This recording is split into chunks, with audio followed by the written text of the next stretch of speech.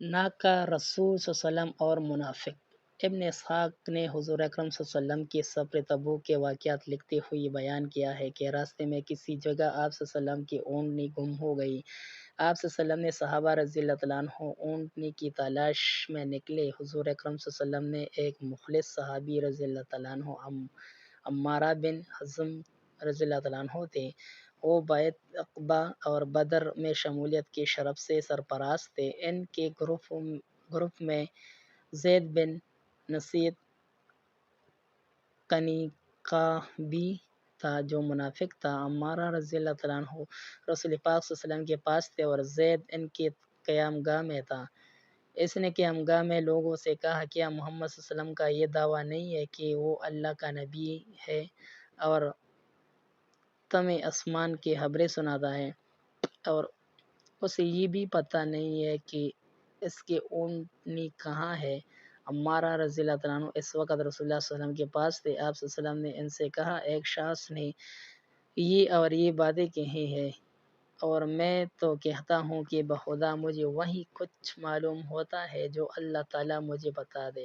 ابھی ابھی مجھے اللہ نے میرے ناقہ کی خبر دی ہے، یہ اس وادی کی فلاں گھاٹی میں ہے۔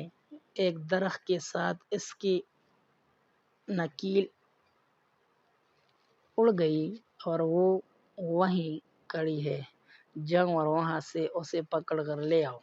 صحابہ کرام رضی اللہ تعالیٰ عنہ گئے، اسی جگہ پر اونٹنی کو پایا، چنانچہ وہ اسے لے آئے۔ عمارہ رضی اللہ تعالیٰ عنہ بن حزم اپنے قیام گاہ پر پہنچے تو لوگوں سے کہا، بخدا ابھی ابھی حضور اکرم صلی اللہ علیہ وسلم نے ہم سے ایک بات کی ہے جو بڑے عجیب ہے۔ حضور اکرم صلی اللہ علیہ وسلم نے ہمیں بتایا کہ ایک شخص نے یہ اور یہ بات کی ہے۔ قیام گاہ میں موجود لوگوں نے بتایا کہ یہ بات تو تھوڑی دیر قبل زید بن اسیت نے کی تھی۔ عمارہ رضی اللہ عنہ کو یہ سن کر سخت غصہ آیا۔ انہوں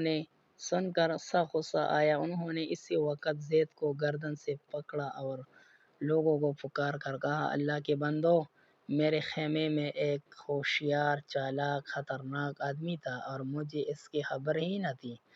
پھر اسے مخاطب کر کے کہا، اے دشمن خدا، میرے خیمے سے نکل جا اور میرے ساتھ کبھی نہ چلنا، نہ میرے قریب پٹکنا۔